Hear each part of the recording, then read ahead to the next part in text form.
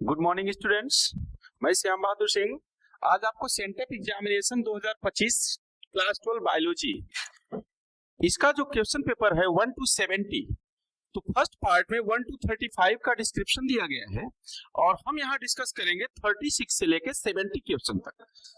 आगे video on करें उसके पहले आप लोगों को बता दें, जो चैनल बनाया गया है ये चैनल आपकी अभी तक की जो तैयारी है उसमें और पंख लगाने के लिए बनाया गया है, ताकि जब भी अभी आपकी तैयारी लगभग 70 से 80% तक हुई होगी आई होप, तो अगर इस वीडियो को आप देखेंगे और उस पर उसके अनुसार अपनी तैयारी की स्ट्रेटजी प्लान करेंगे तो आई होप और कॉन्फिडेंट हूं मैं कि 90+% आपका कहीं नहीं गया है।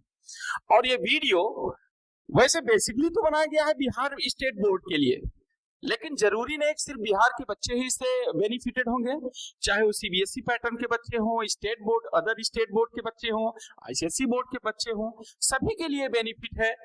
बाइलिंगुअल लैंग्वेज में आपको क्वेश्चंस दिखेंगे, वो क्वेश्चंस जो आपके सेंटअप में आए हैं उसके अतिरिक्त भी बहुत सारे क्वेश्चन अगर आप ध्यान से वीडियो देखेंगे तो आपको मिलेगा। दूसरी बात, आप समय बचा नहीं है, सिर्फ 2 महीने हार्डली बोर्ड एग्जाम में आपके बच्चे हैं, तो एक संकल्पित मन से हम अभी से स्टार्ट करें और एक जुनून के साथ वीडियो स्टार्ट करें।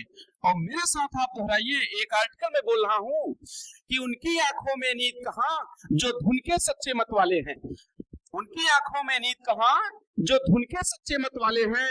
इसी संकल्प के साथ हम बोर्ड को क्रैक करने चल रहे हैं और देखते हैं क्वेश्चन नंबर 36।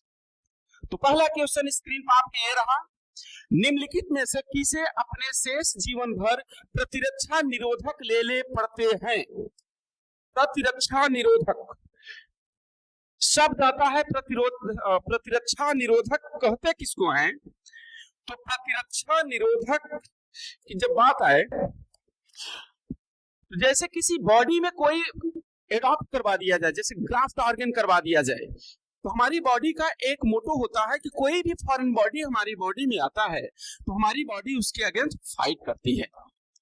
अब फाइट करेगी तो ऐसे फाइटनेस को हमको वीक करना है। नहीं अगर कोई ऑर्गन हम ट्रांसप्लांट कर दे, जैसे मान लीजिए किडनी का ट्रांसप्लांटेशन कर दिए, तो बॉडी तो हमारी रिस्पॉन्ड उसके अगेंस्ट करेगी, तो किडनी फेलियर का फिर से डर बना रहेगा। तो इसी तरह ऑप्शन पे आप जाएं कि जिस रोगी में निरोप यानी ग्राफ्ट लगाया गया हो उसके लिए यूज किया जाता है। जो एड्स से है, एड्स तो हो ही नहीं सकता क्योंकि एड्स में ऑलरेडी पूरी बॉडी की इम्यून सिस्टम 0 हो जाती है, तो नथिंग।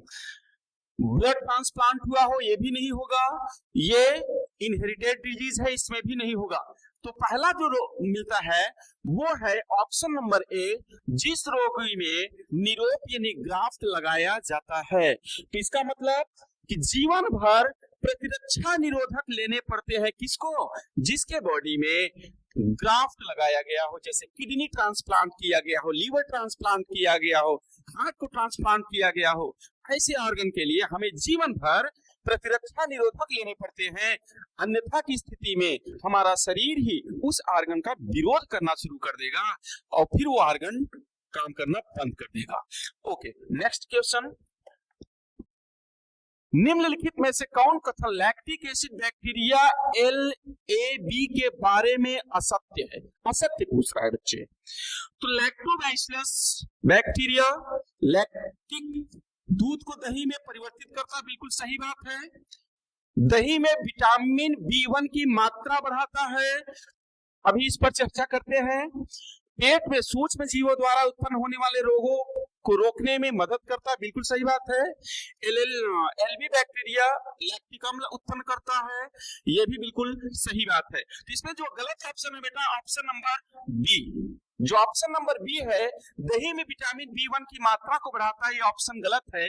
दरअसल में B1 नहीं बल्कि B12 को बढ़ाता है। यहां से देखें आप, अगर घुमा के बोर्ड में एग्जाम में पूछ ले कैसा कौन सा बैक्टीरिया है जो लैक्टिक एसिड को जो दही में विटामिन B12 की मात्रा को बढ़ाता है, तो आप कह देना वो लैक्टिक एसिड बैक्टीरिया LAB होता है। ओके, नेक्स्ट क्वेश्चन, किस बैक्टीरिया के कारण स्विस चीज में बड़े बड़े छिद्र पाए जाते हैं?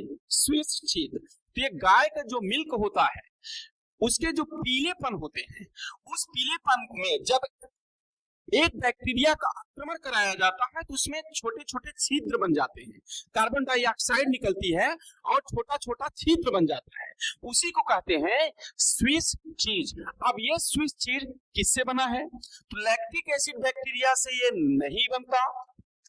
इसका सही ऑप्शन होगा प्रोपिनोबैक्टीरियम सेरमाई, यानी राइट आंसर प्रोपियोबैक्टीरियम सेरमाई। एसिडोबैक्टर भी नहीं होगा और साल्मोनेला टाइफी भी नहीं होगा। नेक्स्ट क्वेश्चन, मिथेनोबैक्टीरियम के बारे में क्या असत्य है? देखो यहाँ घुमा के पूछ रहा है, एग्जाम में आप हमेशा सत्य पढ़ के जाते हैं और पूछ रहा है असत्य, यही घुमा देगा। तो क्वेश्चन पे जरूर ध्यान दें, वहां न समझ में आए तो उसकी इंग्लिश वर्जन को भी अवश्य देखें। तो इंग्लिश वर्जन है what is false about methanobacterium. Methanobacterium के विषय में फॉल्स क्या है, झूठा क्या है? तो वो क्या है कि ये पशुओं के रूमेन में पाए जाते हैं। रूमेन का मतलब जो उनके काउ डंग्स, कैटल के जो भी गोबर वगैरह होते हैं उनमें पाए जाते हैं, तो बिल्कुल पाए जाते हैं। ये सामान्यतः अवायवीय गाढ़े कीचड़ में पाए जाते हैं, बिल्कुल पाए जाते हैं, ये भी सही ऑप्शन है। ये मीथेन गैस उत्पन्न करते हैं, बिल्कुल करेंगे, यही गैस तो कुकिंग और लाइटनिंग के लिए काम में आएगी। अगला आता है ये थर्मो एसिडोफिलिक बैक्टीरिया, ये गलत ऑप्शन है। इसका सही आंसर होगा ऑप्शन डी, ये थर्मो एसिडोलैक्टिक बैक्टीरिया कहलाते हैं। नहीं, थर्मो एसिडिक लैक्टोबैक्टीरिया उस जगह पाए जाते हैं जहां पे तापमान गर्म होता है। थर्मो का नाम ही थर्मो, टेम्परेचर से रिलेटेड है, तो ये ऑप्शन डी बिल्कुल गलत है। तो इस क्वेश्चन का आंसर क्या है? डी। अगला देखें, निम्नलिखित में से कौन कथन स्टैनिन के बारे में असत्य है? स्टैनिन, पहला, यह यीस्ट द्वारा उत्पन्न होता है, ये बिल्कुल सही है। यह रक्त कोलेस्ट्रॉल स्तर को कम करता है, बिल्कुल सही है। यह कोलेस्ट्रॉल संश्लेषण के लिए उत्तरदायी एंजाइम स्पर्धा का निरोधन करता है, ये भी सही है। इसे ट्राइकोडर्मा पॉलीस्पोरम द्वारा उत्पन्न किया जाता है, ये गलत है। ऑप्शन नंबर इसका भी क्या गलत है? डी। दरअसल में टैनिन, स्टैनिन है क्या? तो स्टैनिन बैड कोलेस्ट्रॉल जो एलडीएल होता है उसको ये कम कर देता है। स्टैनिन बॉडी के अंदर जो बैड कोलेस्ट्रॉल होती एलडीएल, इस कोलेस्ट्रॉल को बिल्कुल कम करने की क्षमता रखता है, इसीलिए। और ये मिलता कहाँ? ये ईस्ट से मिलता है। दूसरा, कोलेस्ट्रॉल को कम करता है, बिल्कुल सही बात है। यह कोलेस्ट्रॉल एंजाइम को ही, जो कोलेस्ट्रॉल बनाएगा, बैड कोलेस्ट्रॉल एलडीएल जो बनाएगा, उस एंजाइम की स्पर्धा को ही ये कम कर देता है, तो जाहिर सी बात है एलडीएल कम बनेगा और इसे ट्राइकोडर्मा पॉलीस्पोरम द्वारा उत्पन्न किया जाता है। ये ऑप्शन बिल्कुल गलत है। तो इस क्वेश्चन का जो सही आंसर है वो आंसर है डी। नेक्स्ट, निम्नलिखित में कौन ब्यूटारिक अम्ल बनाता है? देखो अब एक ट्रिक बता दे रहा हूं। ब्यूटारिक, इसकी इंग्लिश देखो, ब्यूटारिक, ब्यूटी वर्ड आ रहा है, इस ऑप्शन में जहां भी ब्यूटी दिख जाए वही हमारा आंसर होगा। तो देख लें आप, कहां पर दिख रहा है? एस्परजिलस नाइगर, ये नहीं है। एसिडोबैक्टीरियम एसटी नहीं है। कॉलेस्ट्रीडियम ब्यूटिलिकम, ये बिल्कुल सही। मिल गया ना, ब्यूटी मिल गया, तो इसलिए ऑप्शन ए बिल्कुल सही है। डी भी हमारा गलत है। तो देख लें निम्नलिखित कौन ब्यूटारिक अम्ल उत्पन्न करता है? तो क्लोस्ट्रीडियम ब्यूटालिकम। नेक्स्ट, वाहित मल उपचार में किसे द्वितीयक उपचार के लिए ले जाया जाता है? देखो ऑप्शन है प्राथमिक अपंग, प्राइमरी स्लग, इफ्लुएंट, सीवेज और फ्लॉक। प्राइमरी स्लज जो होता है, जैसे काऊ कैटल हो गए, उनके जो गोबर डंक्स वगैरह होते हैं उनको तोड़ ताड़ के काफी उनको पहले टैंक से गुजारा जाता है, उसके बाद जहां वो जाते हैं उसी को कहते हैं बहिस्राव यानी इफ्लुएंट। तो इसका राइट आंसर होगा वाहित मल उपचार में किसे द्वितीयक उपचार के लिए ले जाए जाते हैं, तो वो होता है बहिस्राव, जिसको इंग्लिश में कहते हैं इफ्लुएंट। तो option number B is the right answer. Next one, प्राकृतिक वरण द्वारा वांछित विशेषकों को विकसित करने का कार्य किस स्तर पर होता है? At which level does the natural selection operate to evolve the desired traits? First, ecosystem, organism, community and population. तो इसका आंसर तो होगा बी, जीव, ऑर्गेनिज्म होगा। क्यों होगा देख लेते हैं इस बात को। प्राकृतिक वरण, एट विथ नेचुरल सिलेक्शन, प्राकृतिक नेचुरल सिलेक्शन क्या है कि प्रकृति चयन किसे करती है? तो प्रकृति कभी भी जब चयनित करती है तो वो पूरे कम्युनिटी को चयनित नहीं करती, वो इंडिविजुअल को चेक करती है। और इंडिविजुअल वर्ड यहाँ ऑर्गेनिज्म में आया है। पूरा पता चला कि इकोसिस्टम को ही, ओशियन को ही उसने चेंज कर दिया तो नहीं करेगा। कम्युनिटी, पूरी समुदाय को ही एक दूसरे कम्युनिटी में चेंज कर दे तो नहीं करेगा, पॉपुलेशन को नहीं करेगा। तो ये हमेशा इंडिविजुअल लेवल पे होगा, क्योंकि नेचुरल सिलेक्शन तभी होता है जब स्ट्रगल फॉर एग्जिस्टेंस होता है। नेचर उसी को सेलेक्ट करता है जो जीवन संघर्ष में सफल होते हैं। तो सब तो भैया अपनी अपनी अलग संघर्ष करेंगे ना बाबू। आप 10th में पढ़ रहे हो, आप 12 में पढ़ रहे हो, आप अपने लिए पढ़ रहे हो, आपका पढ़ाई हुआ बोर्ड में जाके कोई दूसरा बच्चा लिखेगा, आप ही ने लिखिएगा। जब आप लिखेंगे तो आप ही सिलेक्शन न मिलेगा।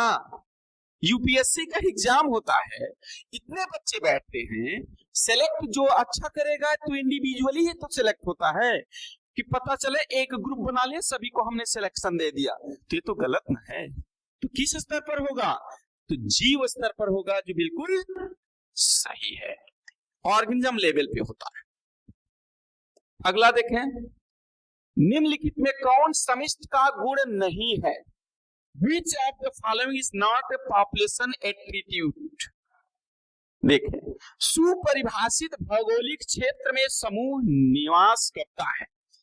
पॉपुलेशन एट्रीट्यूड, पॉपुलेशन क्या है, समिष्ट क्या है? तो समिष्ट है ना, भौगोलिक क्षेत्र में कोई जनसंख्या हो, कोई पॉपुलेशन हो तो एक पर्टिकुलर एरिया में ही तो रहती है। तो ये गुण है, बिल्कुल रहता है, भौगोलिक क्षेत्र में रहता है। इंटरब्रीडिंग करता है, संकरण करता है। तो पॉपुलेशन जो सेम काइंड ऑफ स्पीसीज हैं वो एक दूसरे में इंटरब्रीड तो करते ही है, ये भी गुड पॉपुलेशन का है। तो ये भी ऑप्शन नहीं होगा, तो राइट है। समान संसाधनों का उपयोग या उनके लिए स्पर्धा, कंजप्शन ऑफ सिमिलर रिसोर्सेज और कंपीट फॉर देम, ये भी बिल्कुल सही है। जो भी पॉपुलेशन में होते हैं वो एक दूसरे से कंपटीशन करते हैं, स्पर्धा करते हैं। सपोज करिए कि जैसे कोई रोटी का टुकड़ा हो, आप फेंक दें और उस पर कम से कम एक नहीं 4-6 कुत्ते उस पर दौड़ पड़े। क्यों दौड़ रहे हैं? क्योंकि रोटी के लिए दौड़ रहे हैं। तो कंपटीशन तो हुआ ना। तो ये कंपटीशन किसमें है? उनकी पॉपुलेशन में है। तो ये तो गुण पाया गया ना। तो बिल्कुल ये बिल्कुल सही बात है, ये भी गुण पाया जाता है। और पूछ क्या रहा है? गुण नहीं है। तो नहीं है भैया, तो वो होता है एनर्जी फ्लो। ये एनर्जी फ्लो इकोसिस्टम का गुण होता है, न कि किसी पॉपुलेशन का। That's clear. तो इस प्रश्न का आंसर क्या होगा? Question number, answer number D, energy flow यानी ऊर्जा प्रवाह। ये गलत है। नेक्स्ट, ओके, निम्नलिखित में से कौन समिष्ट घनत्व पर प्रभाव नहीं डालता? Which of the following does not affect population density? तो पॉपुलेशन डेंसिटी पे कौन अपना इफेक्ट नहीं डालता? तो देखिए, पहला जन्म दर, ये तो सीधे इफेक्ट करता है। दूसरा मृत्यु दर, ये भी इफेक्ट करेगा। अप्रवासन, इमिग्रेशन। अप्रवासन का मतलब होता है जैसे हम इंडिया में है, ये इंडिया छोड़ के हम चले गए इंग्लैंड में, परमानेंटली शिफ्ट हो गए, तो इसी प्रोसेस को क्या कहते हैं? इमिग्रेशन।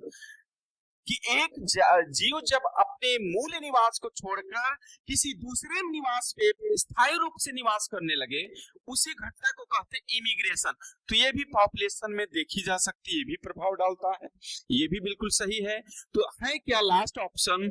सहोपकारिता। इसको इंग्लिश में कहते हैं म्यूटलिज्म।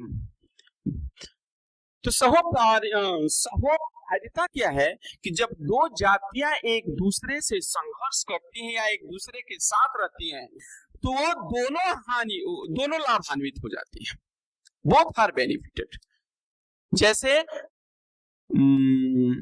बगुले, गाय के ऊपर बैठी बगुला एक पक्षी होती है, वो गाय के ऊपर बैठा रहता है, तो बगुला और गाय दोनों लाभान्वित होते हैं। कैसे? बगुला गाय के ऊपर जो छोटे छोटे जर्म्स होते हैं, कीड़े होते हैं, उसको खाती है, तो न्यूट्रिशन हुआ बगुले का। और गाय को क्या बेनिफिट हुआ?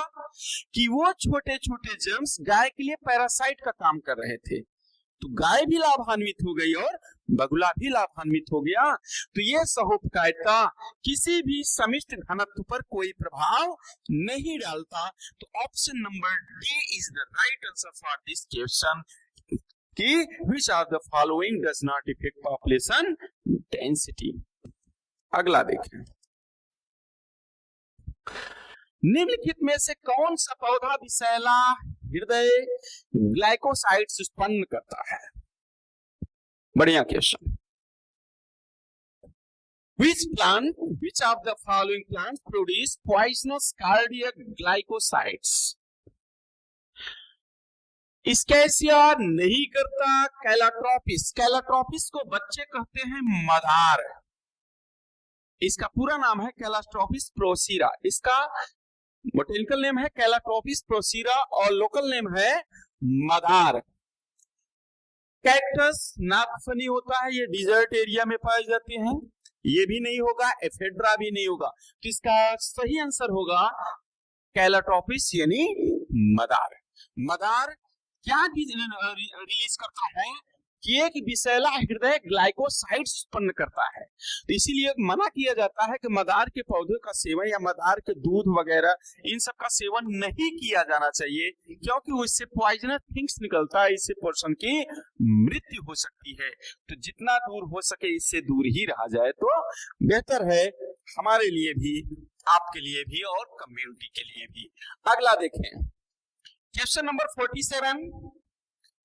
गैलापागोस द्वीप पर बकरियां लाए जाने के बाद निम्नलिखित में से कौन स्पीशीज विलुप्त हो गया? क्या बात, देखो क्वेश्चन यही से घुमा देता है। अगर इस शब्द को याद आप ध्यान से देखो तो गैलापागोस द्वीप वो द्वीप था जहां डार्विन अपनी स्टडी करने के लिए गए थे। क्योंकि डार्विन शौकीन थे पक्षियों के, लेकिन यहाँ पक्षी की बात ही नहीं किया गया है, उस द्वीप पर बात किया गया है कि बकरियों को ले जाया गया। जब बकरियां गई तो वहां से एक जीव विलुप्त हो गया। अब वो जीव कौन सा है? अब विलुप्त कौन होगा इसका हिंट मैं आपको दे दूं। बकरी होती है शाकाहारी, होती है शाकाहारी है, तो वहां आगे पीछे कोई है नहीं, तो बकरियां जितनी शाकाहारी पेड़ पौधे घासे होंगे उसको खाएगा कि नहीं खाएगी? खा लिया, गायब हो गया। अब वहां जो दूसरे शाकाहारी जीव होंगे जो बकरी से कंपटीशन नहीं कर सकते, सीधे तो नहीं लड़ पाएंगे बकरियों से, उनको मार के भाग बकरियां यहां से नहीं भगा सकते। अब बकरी वहां है, वो इंटरब्रीड करेगी, अपनी पॉपुलेशन भी बढ़ाएगी। घासें खत्म होती जा रही हैं, जब घासें खत्म हो जा रही है तो दूसरा जीव जो शाकाहारी, उसके लिए क्या बचा भाई? अब वो जीव है क्या? तो वो जीव है एबिंगडम। ये टार्टवाइज होता है, कछुआ होता है, कछुआ है शाकाहारी। खाने के लिए इनके पास कुछ बचेगा ही नहीं, तो कंपटीशन ये करेंगे कैसे बाबू? वो निपट गए। एबिंगडन या तो विलुप्त हो गए या वहां से भाग गए। इसका राइट आंसर क्या होगा? ए, एबिंगडन। ओके, नेक्स्ट, निम्नलिखित में से कौन परजीवी का विशेष अनुकूलन नहीं है? Which of the following is not a special adaptation of parasites? Okay, parasites क्या होते हैं? कि जब दो जीव एक साथ निवास करते हो, जिसमें एक को तो फायदा हो परंतु दूसरे को नुकसान हो जाए, वही क्या है? पैरा। इस घटना को परजीवी कहा जाता, परजीविता। और ये जीव जो परजीविता को दर्शाते हैं उनको परजीवी कहा जाता है। जैसे एग्जाम्पल अपने शरीर में ही होता है। कभी कभी आप देखो, मेडिकेयर एक दवा आती है, उसमें कहता है, बच्चे चिढ़ाते हैं एक लड़की, देखो भाई इसके सर में जुए पड़े हैं, ऐसे ऐसे खजुलाता रहता है। तो जुआ क्या है? जू, लाइस, लाइस, जुए। जुए मनुष्य के सिर में है। जुए करते क्या? मनुष्य के ब्लड को सकिंग करते हैं, चूसता है। तो मनुष्य तो हानि में गया, उसका खून तो चूसा जा रहा है। ये अलग बात है, बहुत से और लोग हैं जो खून चूस लेते हैं बतिये से, हम उसकी बात नहीं कर रहे हैं, हम बात कर रहे हैं जुए की। जुए ने खून को चूसा, तो जुआ तो फायदे में हो गया लेकिन हमें नुकसान हो गया। तो ये जो संबंध है इसे कहते हैं पैरासिटिज्म। और जो जीव इस पैरासिटिज्म को दर्शाता है उसे कहते हैं पैरासाइट्स। अब पूछ रहा है कि which of following is not special adaptation of the parasites? परजीवी के कौन से अनुकूलन नहीं है? नहीं एक्सेप्ट कर दिया। विशेषता पूछ रहा है कि इसमें क्या नहीं होता। तो भैया जोक देखे हो? लीच, जो भैंसियों को, भैंस को पकड़ लेता है तलबवा में, मड में जब जाती है भैंसिया तो जोक पकड़ लेता है, उसको लीच बोलते हैं। जरा उसके मुहना को गौर से देखना, तो ऐसे थुथुन बनाया रहता है, ऐसे ऐसे ऐसे। यही क्या है? चूसक होता है। इसको अंग्रेजिया में सकर्स बोलते हैं। क्या बोलते हैं? सकर्स, चूसक। तो इनकी पहचान होती, इनमें होता है चूसक। इनमें विकसित पाचन तंत्र उपस्थित होता है। अब आप बताइए कि जब विकसित पाचन तंत्र भाई साहब में उपस्थिति होगा तो इनको दूसरे से बना बनाया मटेरियल लेने की जरूरत क्या है? ये तो गलत ना हो गया। तो इनका जो ऑप्शन बी है वो बिल्कुल गलत है। इनमें विकसित पाचन तंत्र पाया नहीं जाता। ये पचा पचाया भोजन लेते, ब्लड को ले लिए, सब विटामिन, मिनरल्स, कार्बोहाइड्रेट, लिपिड, जो जितने बॉडी के कंपोनेंट ब्लड में ऑलरेडी हैं, इन्होंने चूस लिया ब्लडवा को और सारा मटेरियल बिना मेहनत के पा गए। तो इनमें अगर विकसित पाचन तंत्र होता तो हमारी तरह ये भी मुहना से खाते, पेटवा में ले जाके पचाते, ऐसा तो कुछ नहीं इनके अंदर। तो इनका जो एडाप्टेशन नहीं है वो ऑप्शन नंबर बी है कि इनमें विकसित पाचन तंत्र नहीं पाया जाता। बाकी प्रेजेंस ऑफ एडेसिव ऑर्गन्स ये भी होता है, उच्च जनन क्षमता की भी पाई जाती है। भाई साहब सिर में एक जुए छोड़ दो, 2 महीने बाद हजारों हो जाएंगे। तो जाहिर सी बात है इनमें रिप्रोडक्टिव सिस्टम तो बहुत तेजी से पाया जाता है। अगला क्वेश्चन की तरफ चले। नेक्स्ट,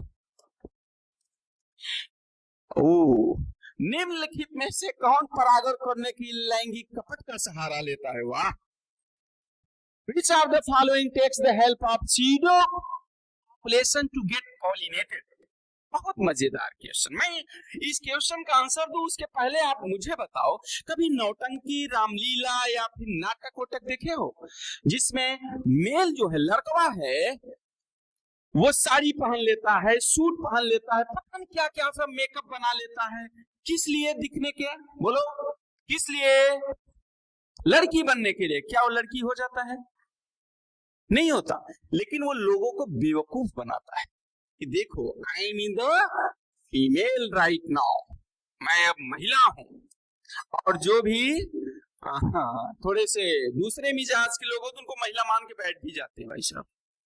तो वहां से रिलेट करके देखा गया है यहाँ पे कि निम्नलिखित में से कौन परागण करने के लिए लैंगिक कपट का सहारा लेते हैं। यहाँ वर्ड आया है सीडो।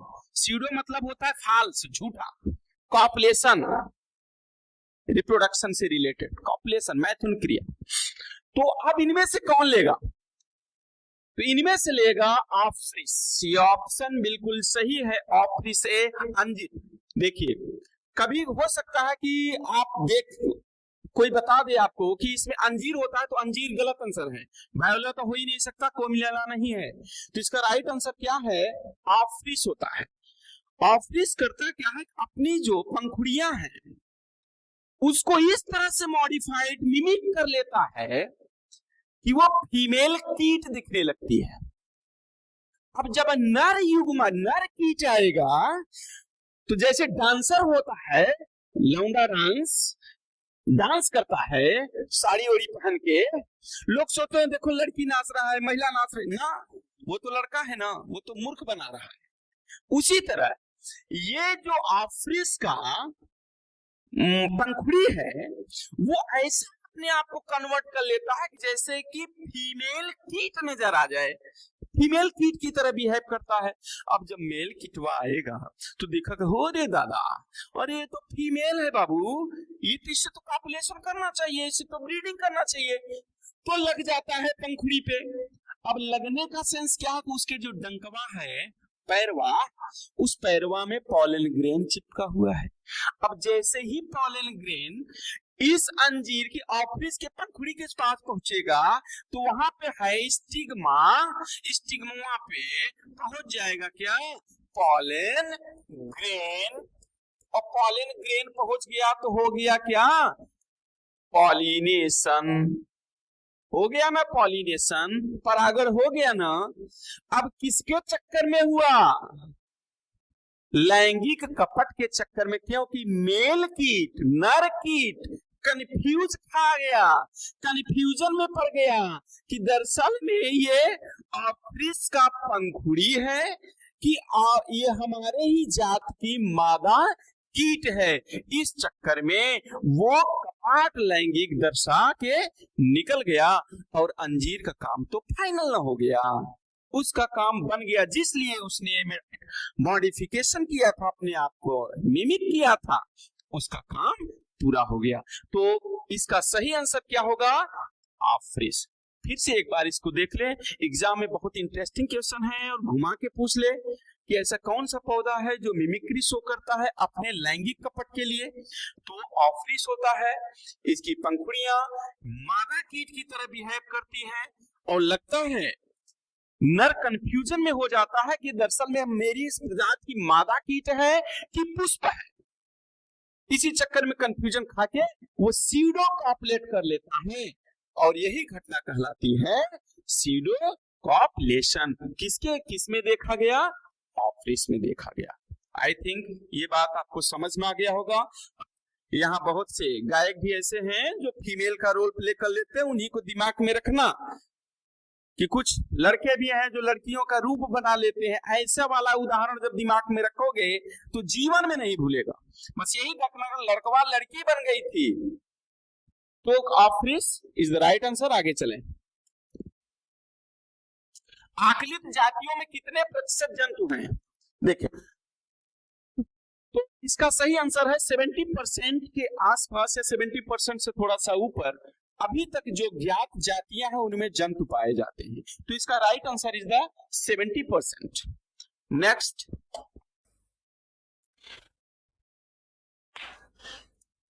एलेक्जेंडर वॉन हुलमार्ट का योगदान क्या है? कुछ सीमा तक किसी क्षेत्र की जाति समूह अन्वेषण क्षेत्र की सीमा बढ़ाने के साथ बढ़ती है। जाति उद्भवन आमतौर पर ससमय कार्य करता है। उष्ण कटिबंध क्षेत्रों में अधिक सौर ऊर्जा उत्पादन और विविधता।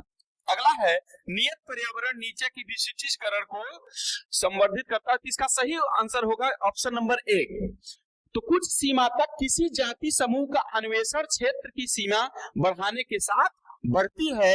ये किसने बताया था? कि एलेक्जेंडर वॉन हुलमार्ट ने बताया था। इसका राइट आंसर क्या होगा? Answer number 1A। Next, revolt पोपर परिकल्पना किसने प्रतिपादित किया? तो इसका सही आंसर होगा Paul Ehrlich. Paul Ehrlich, option number C is the right answer. इसको मैं बता दूं कि था क्या। रिवोट पोपर परिकल्पना, रिवोट पोपर परिकल्पना इकोसिस्टम से रिलेट करके हवाई जहाज जो एरोप्लेन होता है उससे रिलेट किया गया था कि जैसे प्लेन में जितने भी पार्ट होते हैं सब एक साथ मिलके काम करते हैं, उसी तरह हमारे इकोसिस्टम में जितने भी उसके कंपोनेंट हैं सब एक साथ मिलके काम करते हैं। यही परिकल्पना रिवोट पोपर परिकल्पना कहलाई थी, जिसको किसने दिया था? पॉल एहरलिख ने दिया था। किसने? पॉल एहरलिख ने।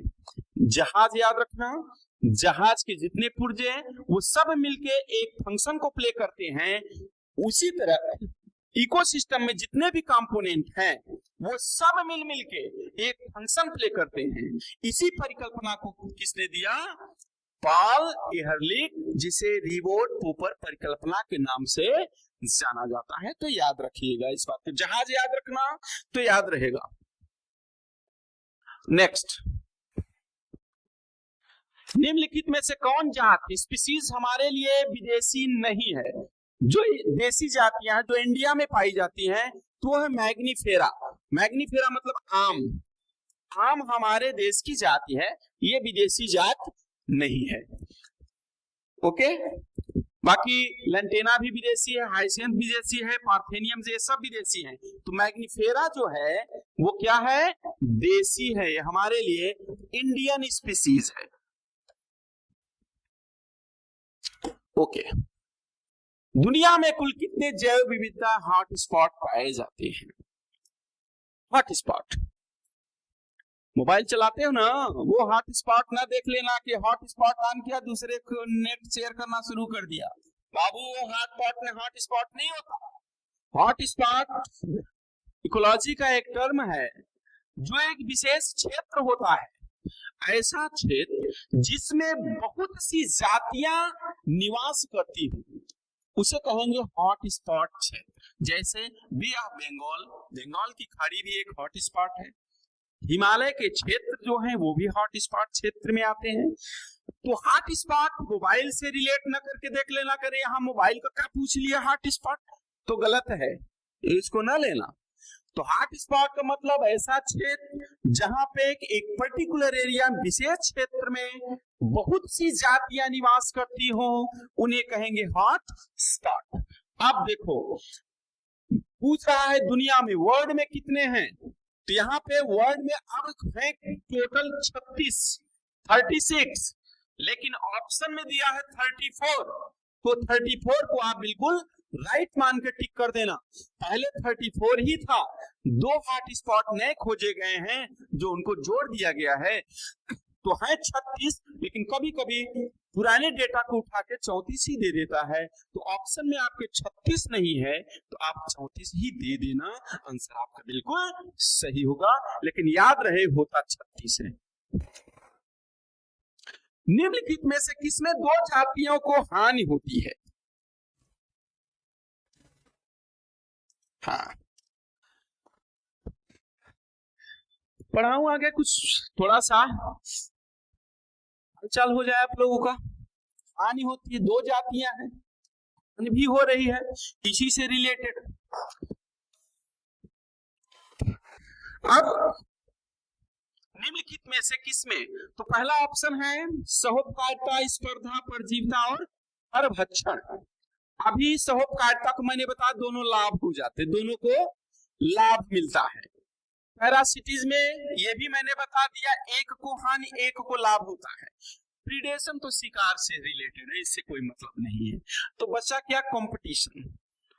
तो option number B is the right answer, स्पर्धा, कंपटीशन। अब मैं कहा कि थोड़ा सा हालचाल हो जाए, कंपटीशन करते ना वो, दोनों जातियां हानि हो जाती है, दोनों को हानि होती है। ऐसा कोई आप उदाहरण मुझे सोच के बताओ कि ऐसा काम किया जाए कि जिसमें 2 जीव लपटे हैं, 2 को दोनों का नुकसान हो जाए। सोच लेना, मुझे बता देना। नेक्स्ट, उपभोक्ताओं के द्वारा नए कार्बनिक तत्वों के निर्माण की दर को कहते हैं। Rate of formation of new organism matters by consumer is referred to as net primary productivity, secondary productivity, gross primary productivity and productivity. Net प्राथमिक उत्पादकता, द्वितीयक प्राथमिक उत्पादकता, सकल और उत्पादकता। तो नीचे से स्टार्ट करते हैं। उत्पादकता, प्रोडक्टिविटी ये नहीं होगा। उत्पादकता क्षमता जो होती है अगर कंसर्न बायोलॉजी से लिया जा रहा है तो वो ग्रीन प्लांट्स को जाती है, प्रोड्यूसर को जाती है, तो ये नहीं है। सकल प्राथमिक उत्पादकता ये भी नहीं है। प्राथमिक उत्पादक कितना आपने उत्पादन किया ये भी नहीं है, तो बचा क्या? द्वितीयक उत्पादकता यानी सेकेंडरी प्रोडक्टिविटी इसका राइट आंसर होगा। अगर आपको एग्जाम में सिर्फ पूछ ले डेट्रस क्या है कि अपरद क्या है डेट्रस, तो यही बी वाला ऑप्शन की डेफिनेशन में बनाकर लिख दीजिएगा कि यह अपघटन के लिए कच्चे पदार्थ का कार्य करता है। आपका आंसर बिल्कुल सही मान लिया जाएगा। यह गहरे रंग के क्रिस्टल रहित तत्व होता है, ये भी बिल्कुल सही है। तो सही क्या है भाई? गलत इसमें क्या है? तो गलत डी है। यह अपघटन के दौरान बनता है, ये बिल्कुल गलत है। ऑप्शन नंबर बी पर देखें, यह अपघटन के लिए कच्चे माल के रूप में प्रयुक्त होता है, लेकिन ये नीचे ऑप्शन क्या है कि यह अपघटन के दौरान बनता है, ये गलत है। तो ऑप्शन नंबर डी इसका गलत आंसर हो जाएगा। अगला चलें। निम्नलिखित में से मटर के पौधे के किस लक्षण को मेंडल ने अध्ययन नहीं किया था? पुराना क्वेश्चन है, प्राइमरी लेवल से आप पढ़ते चले आए हो कि मेंडल ने मटर के पौधों को लिया, 7 लक्षणों का अध्ययन किया। उन लक्षणों में क्या था?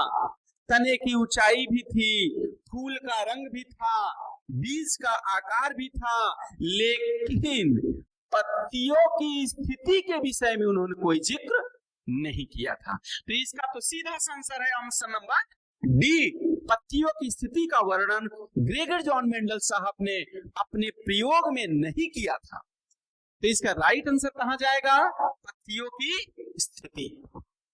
नेक्स्ट, मेंडल के अनुसार उस वस्तु को जो अपरिवर्तित रूप में जनक से संतति तक युग्मकों के माध्यम से उत्तरोत्तर पीढ़ियों में अग्रसित होती है को कहते हैं।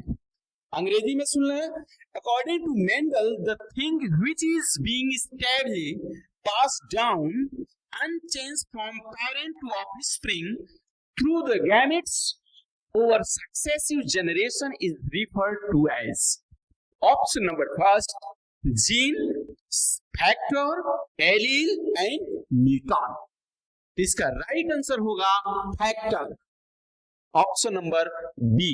जीन क्या है? Gene is the functional unit of DNA. DNA की एक क्रियात्मक इकाई जीन है। और पूछ क्या रहा है? अपरिवर्तित रूप में, जो परिवर्तित नहीं होती, जनक से संतति तक युग्मकों के माध्यम से। अरे बाबू, जनक से संतति में आएगा तो युग्मकों के थ्रू ही नहीं आएगा। यहाँ पे मेल स्पर्म बनेगा और यहाँ पर ओवा बनेगा, तो ये युग्मक है। तो इसी में अपरिवर्तित रूप से अगर कोई आता है तो वो होता है कारक। कारक कभी परिवर्तित नहीं होता। अगला, जब प्रभावी फिनोटाइप वाले जीव का अप्रभावी पौधों से संकरण करते हैं तो उस क्रॉस के लिए निम्न में से किस पद का प्रयोग होता है? Which among the following terms is used to describe a cross between a dominant and a recessive phenotype in an organism? Option number 1, एकल संकर क्रॉस, मोनोहाइब्रिड क्रॉस, द्विसंकर cross, dihybrid cross, test cross और cross.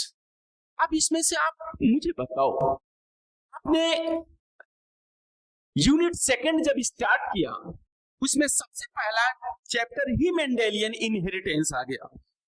तो monohybrid क्या होता है? Monohybrid जिसमें एक लक्षण को ध्यान में रख के संकरण कराया जाए, जैसे उन्होंने लंबा और बौना को लिया, capital T small T, gamete बना कैपिटल टी स्मॉल टी, बन गया कैपिटल टी स्मॉल टी। तो एक ही लक्षण में ध्यान में रख लिया गया और लक्षण था बावन लंबाई का। तो ऐसे संकरण को मोनोहाइब्रिड क्रॉस कहते हैं। पूछ क्या रहा है कि जब प्रभावी फिनोटाइप वाले जीव को अप्रभावी से संकरण कराते हैं तो उस क्रॉस के लिए निम्न पद से क्या कराते हैं कि कौन सा प्रयोग होता है? तो यहाँ पे मोनोटाइप नहीं होगा। डाई हाइब्रिड में मेंडल का तीसरा नियम कि पीला येलो YYRR,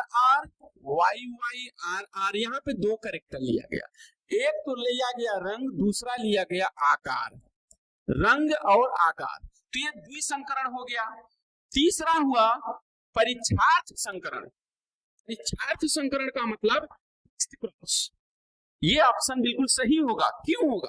देखो यहां पर ध्यान देना, ये F1 जनरेशन बना जब दो विपरीत लक्षणों के बीच संकरण कराते हैं तो प्रथम पीढ़ी में जो हेटेरोजाइगस पौधे मिले, अगर उनका द्वितीय पीढ़ी के लिए अप्रभावी से जीन करा दिया, और यही पूछ रहा है अप्रभावी, जब प्रभावी फिनोटाइप वाले जीव का अप्रभावी रिसेसिव से, ये तो प्रभावी न हुआ G capital T small T, अब इसका किस जनक से अप्रभावी? तो यहाँ अप्रभावी जनक स्मॉल टी यानी बौना है, तो capital T small T into small T, ये होगा टेस्ट क्रॉस। अगर ध्यान देना कैपिटल टी स्मॉल टी और कैपिटल टी इससे करा दिया होता तो ये हो जाता बैक क्रॉस। क्या हो जाता है? Back cross. तो यहाँ पर प्रश्न पूछा है कि जब प्रभावी फिनोटाइप वाले जीव का अप्रभावी पौधों से संकरण कराया जाता है तो वह घटना क्या है? तो घटना टेस्ट क्रॉस कहलाती है। कि देख लें आप, जब लंबे और बौने के बीच संकरण कराया गया तो प्रथम पीढ़ी में heterozygous capital T small T मिला, द्वितीय पीढ़ी के लिए F2 जनरेशन के लिए इसका क्रॉस हम ऐसे जनक से कराएं जो अप्रभावी है। तो अप्रभावी यहाँ पे स्मॉल टी है, बौना वहां, तो capital T small T into small T, ये हो गया टेस्ट क्रॉस। अगर इसका हम लंबे से करा दिए होते कैपिटल टी से तो हो जाता बैक क्रॉस। आगे देखें,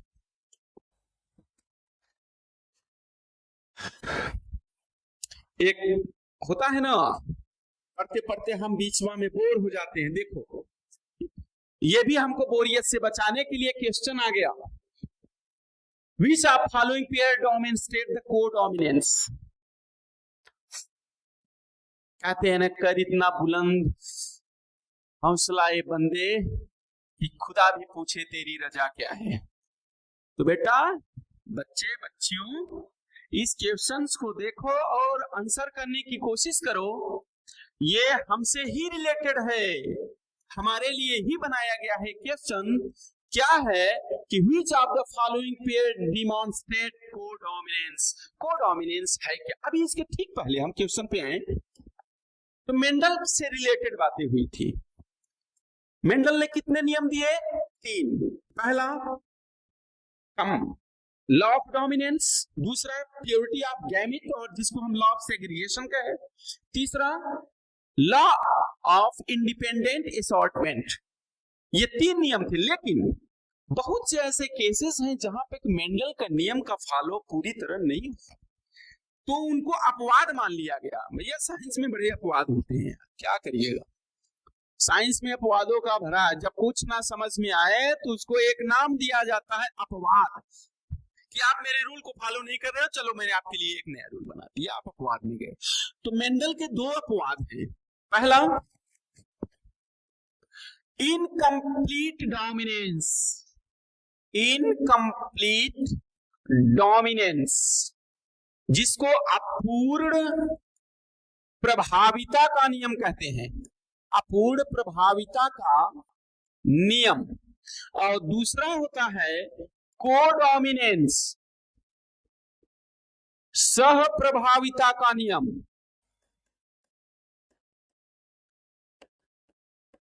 तो अपूर्ण प्रभाविता वो है कि जब दो विपरीत लक्षणों के बीच संकरण कराया जाता है तो दोनों के बीच का लक्षण परिलक्षित हो जाता है। जैसे यहाँ पे कैपिटल टी स्मॉल टी के बीच कराया गया तो capital T small T upon generation में ये था लंबा,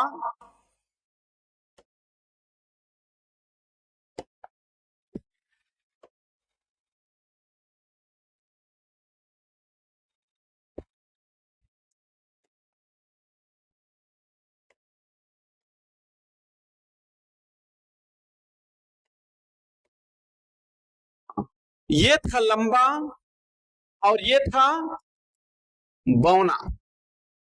तो लंबा और बौने में जब क्रॉस कराया गया तो पहले पीढ़ी में लंबा हो गया। जैसे किसी के हमारे समाज में एक ऐसे कपल की आप देखे होंगे और कल्पना करिए कि एक तो बहुत लंबा हो और दूसरा का एकदम छोटा टोंडू हो बौनवा, और दोनों आपस में मिलकर कर लिए बेटा शादी, तो बच्चा कैसा होगा? हाँ, सभी लंबा लंबा होगा। मैं नहीं कह रहा हूं, ये मेंडल साहब कह रहे हैं, प्रभाविता के नियम में कह रहे हैं।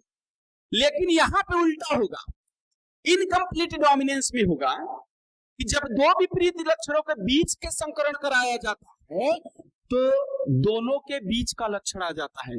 जैसे 4 o'clock प्लांट के पौधा का पुष्प लिया लाल और दूसरा लिया सफेद।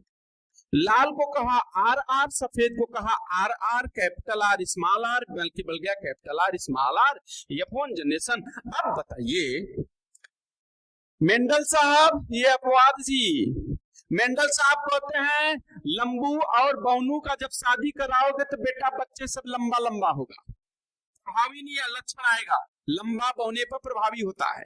क्यों होता है?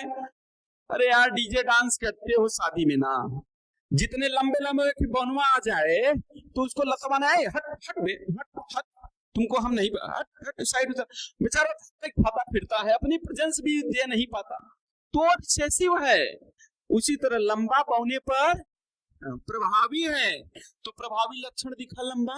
लेकिन यहाँ क्या है, लाल तो प्रभावी है किस पर?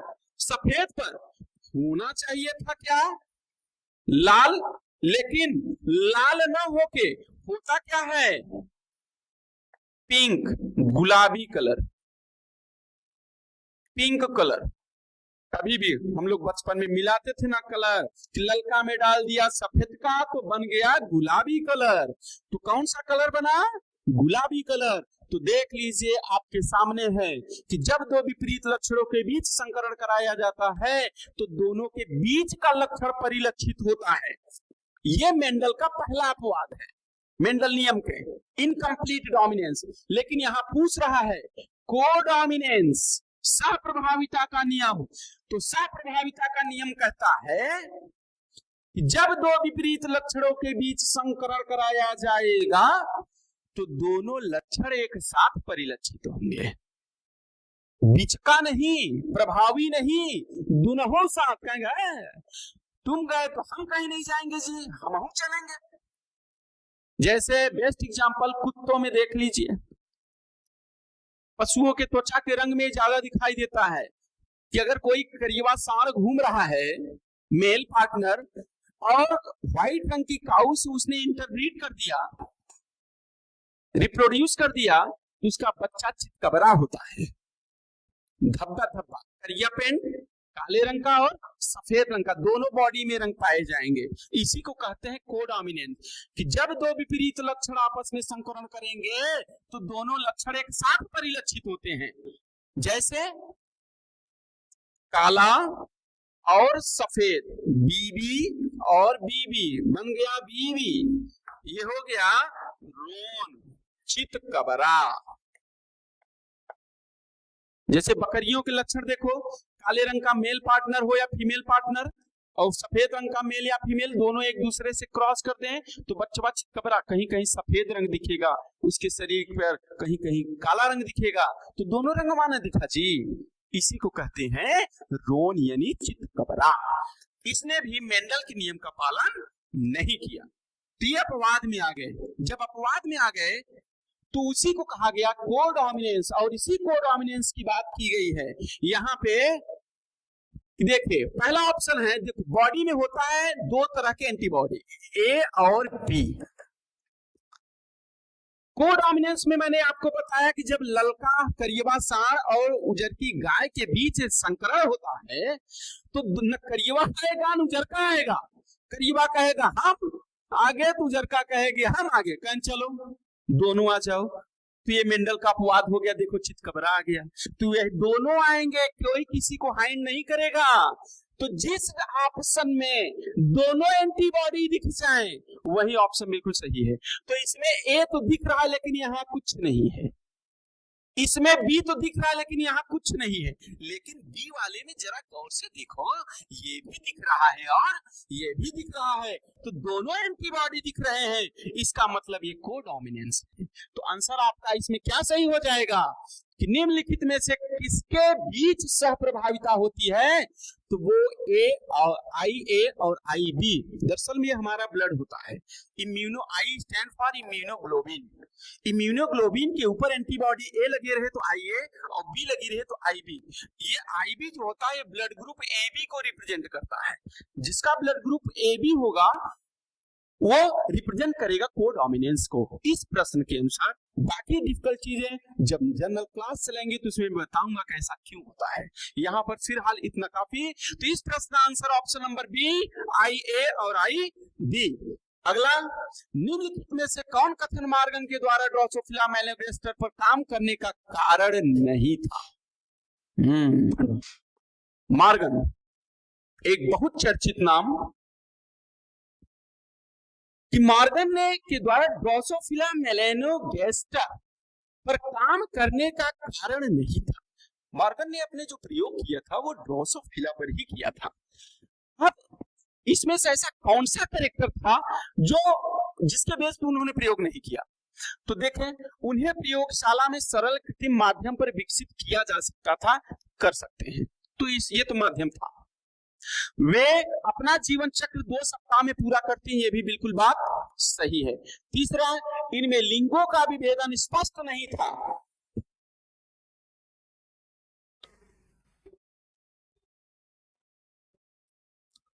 तो इनमें लिंगों का विभेदन स्पष्ट, अरे भैया इनमें स्पष्ट विभेदीकरण होता है। तो ये ऑप्शन नंबर सी सही हो जाएगा इस प्रश्न के अनुसार। Production of large number of progeny files in a single mating, तो ये भी सही है। ये ऑप्शन नंबर सी इसका गलत है। तो इसका ये कारण नहीं था। मार्गन ड्रोसोफिला पर काम करने का कारण कौन नहीं था?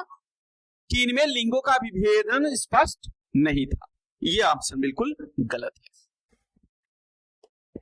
अगला, सहलग्नता शब्द किसने दिया था? सहलग्नता, लिंकेज कहते हैं ना, लिंकेज, लिंक होके चले आना। जब सूत्रों का बंटवारा होता है तो जीन अलग न होकर, एलील अलग न होकर साथ में चले आए प्रोजेनी में, उसी को कहते हैं लिंकेज। तो मेंडल ने तो दिया था आनुवंशिकता को, ये तो दिया ही नहीं।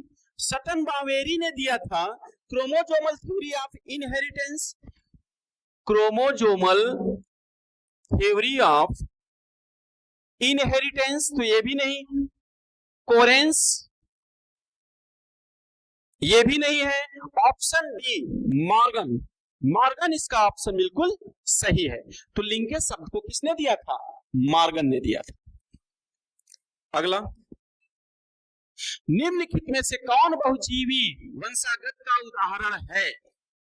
बहुजीवी, पॉलीजेनिक कहां है जी? ये है पॉलीजेनिक। पॉलीजेनिक क्या होता है?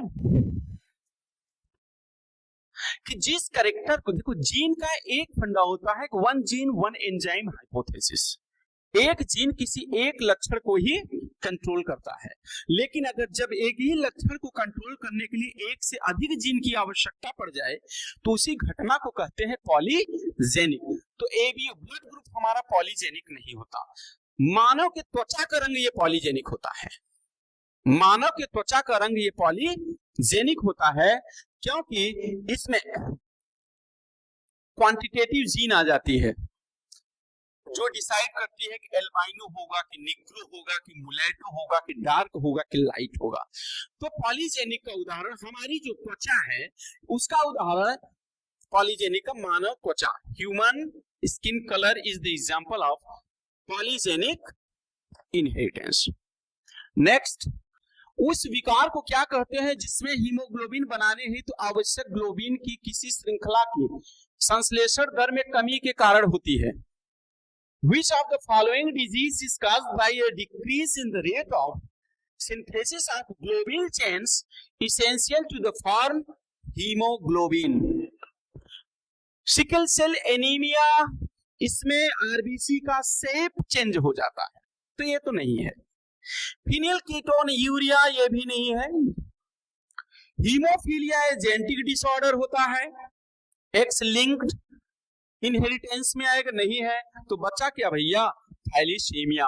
तो thalassaemia is the right answer. Thalassaemia में हीमोग्लोबिन बनाने की प्रवृत्ति कम हो जाती है, ब्लड व्यक्ति एनीमिक हो जाता है।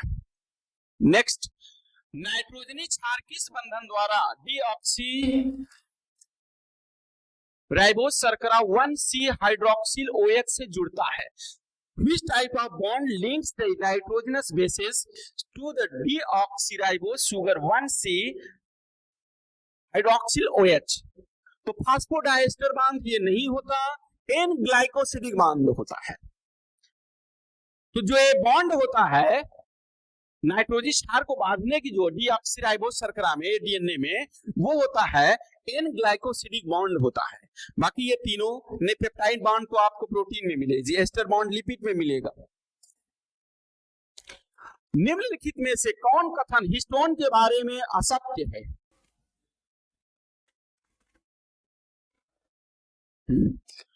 Which of the following statement is incorrect about the histone? Positively charged basic protein, धनात्मक आवेशित क्षारीय प्रोटीन, ये सही होता है। ये गलत है। ऑप्शन बी, ये ऋणात्मक नहीं होता, ये धनात्मक होता है। हिस्टोन में लाइसिन एवं आर्जिनिन अधिक मात्रा में मिलता है, सही बात है। हिस्टोन में न्यूक्लियोसोम का हिस्सा है। गुणसूत्र की जो पैकेजिंग आपने डीएनए का पैकेजिंग पढ़ाया था, तो उसमें न्यूक्लियोसोम मॉडल आया था, तो उसमें हिस्टोन प्रोटीन के ऊपर गुणसूत्र डीएनए से 2 चक्कर लगा लेती है, उसी को हिस्टोन कहते हैं। तो दरअसल वो धनात्मक आवेशित क्षारीय प्रोटीन होता है, अम्लीय नहीं होता। तो ऑप्शन बी इसका रॉन्ग आंसर है। तो इस प्रश्न के लिए option B is the right answer. Next, निम्नलिखित में कौन कथन असत्य है?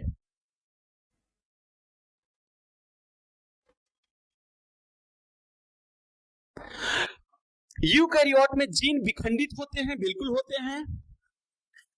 अभिव्यक्ति अनुक्रमों को एक्जाम कहते हैं, ये भी बिल्कुल सही बात है। एग्जाम द्वारा इंट्रान को अंतरिम मतलब इंटरप्रेट किया जाता है, ये भी बिल्कुल सही बात है। तो बच्चा क्या, ये भैया ह्यूमन की बात कर रहा है। निम्नलिखित कौन असत्य है यूकैरियोटिक में? तो structural gene in eukaryotes is पॉलीसिस्टोनिक। पॉलीसिस्टोनिक मतलब कि अगर एक जीन एक से अधिक कार्य करना शुरू कर दे, ये पॉलीसिस्टोनिक हो जाएगा, जो गलत है। मोनोसिस्टोनिक होता है। तो यूकैरियोटिक में मोनोसिस्टोनिक होता है। हाँ, पॉलीसिस्टोनिक प्रोकैरियोटिक सेल में होता है। अब देखो क्वेश्चन, अगर घुमा के आपको पूछ दे कि बैक्टीरिया में कौन सा जीन पाया जाता है, तो आप बोलेंगे पॉलीसिस्टोनिक पाया जाता है, क्योंकि उनकी बच्चा कुचा एक ही कोशिकाएं है ना जी। एक कोशिका कितना कार्य करेगा, उसी में अपना काम चला रहा है, तो चलाने दो, तो पॉलीसिस्टोनिक हो गया। लेकिन हमारे पास तो कोशिकाओं की कमी है, क्या जीन की कमी नहीं है, तो हम क्या है, मोनोसिस्टोनिक है। तो ये आंसर डी गलत है। तो निम्नलिखित कौन कथन असत्य है? तो ऑप्शन नंबर डी, यूकैरियोटिक में संरचनात्मक जीन पॉलीसिस्टोनिक होते हैं, ये कथन गलत है। नेक्स्ट, लय को उपरांत में दमनकारी प्रोटीन किस जीन द्वारा संश्लेषित होता है? तो इसका ऑप्शन हो गया आई जीन। आप जब जीन प्रकटन का नियमन, जीन एक्सप्रेशन और रेगुलेशन पढ़ेंगे molecular basis of inheritance chapter के अंतर्गत, तो उसमें आप देखेंगे कि आई जीन का रोल क्या है। तो लय को ओपेरान को जो सप्रेशर रिप्रेशर का काम करता है, वो होता है आई जीन। तो आई gene is the right answer. निम्नलिखित में से कौन कारक हार्डी-बीनबर्ग सभ्यता को प्रभावित नहीं करता? Which of the following factor does not affect the Hardy-Weinberg equilibrium? ये आपको इवोल्यूशन चैप्टर में मिलेगा। तो उसमें जीन फ्लो बिल्कुल इन्फ्लुएंस करता है इनको प्रभावित, म्यूटेशन करता है, नेचुरल सिलेक्शन बिल्कुल करता है। लिंकेज का यहाँ क्या रोल है जी? लिंकेज तो जेनेटिक्स की बात हो गई, वहां जाएगा ये मॉर्गन, वहां से उसको खोज के भेज दिया, यहाँ कहाँ चला आया? तो इसका लिंकेज आंसर बिल्कुल गलत है, ये प्रभावित नहीं करता हार्डी-बीनबर्ग को, बाकी 3 ऑप्शन प्रभावित करते हैं। Thank you, your encouragement fuels our passion. 11 expert teachers आपको पूरे सब्जेक्ट को रिवाइज कराएंगे, और ना सिर्फ रिवाइज कराएंगे, अपने अनुभव से ऐसे क्वेश्चंस को लाएंगे जो सिर्फ बोर्ड तक ही सीमित ना हो कि आपके कॉम्पिटिटिव एग्जाम्स के लिए भी लाभदायी होगी। तो उसके लिए जरूरी क्या है? कुछ नहीं करना है, सीधा सा चैनल को सब्सक्राइब कर दें, लाइक कर दें, शेयर कर दें, जिससे हमें भी मोटिवेशन मिले और अच्छी एनर्जी और अच्छी ताकत और अच्छी क्वेश्चंस के साथ हम आपके सामने आए। इसी के साथ फिर से मैं अपनी वाणी को स्टॉप करता हूं, नेक्स्ट वीडियो में फिर मिलेंगे।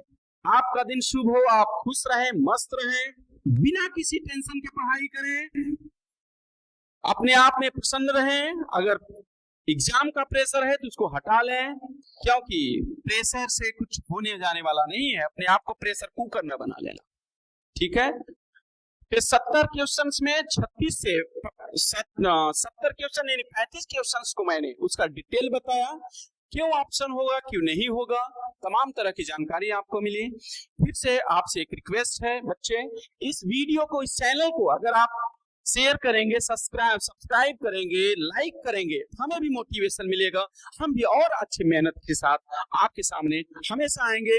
और अगर आपने हम लोगों के कहने अनुसार अपने स्टडी जारी रखा तो दुनिया की कोई ताकत आपको 95+% मार्क्स से रोक नहीं पाएगी। और जाते जाते फिर से कह दूं कि अब आप एक जुनून पाल के रख लें कि हमें टॉपर बनना है, पास नहीं होना है, टॉपर बनना है, जीवन में कुछ करना है। तो उसके लिए नींद को त्यागना बहुत जरूरी है। आजकल की उम्र में नींद बहुत आती, ठंडियां लग रहे हैं, रजाई में आराम से आप बैठे हैं, ये गलत तरीका है। उठिए, क्योंकि जुनून पालिए। जैसे हम लोग इतनी मेहनत करके अगर आपके सामने कुछ ला दो, उसको आप लीजिए और हमें भी आप फ्यूल दीजिए। फिर से लास्ट लाइन में फिर से कह रहा हूं कि उनकी आंखों में नींद कहा जो धुन के सच्चे मतवाले हैं। Thank you very much.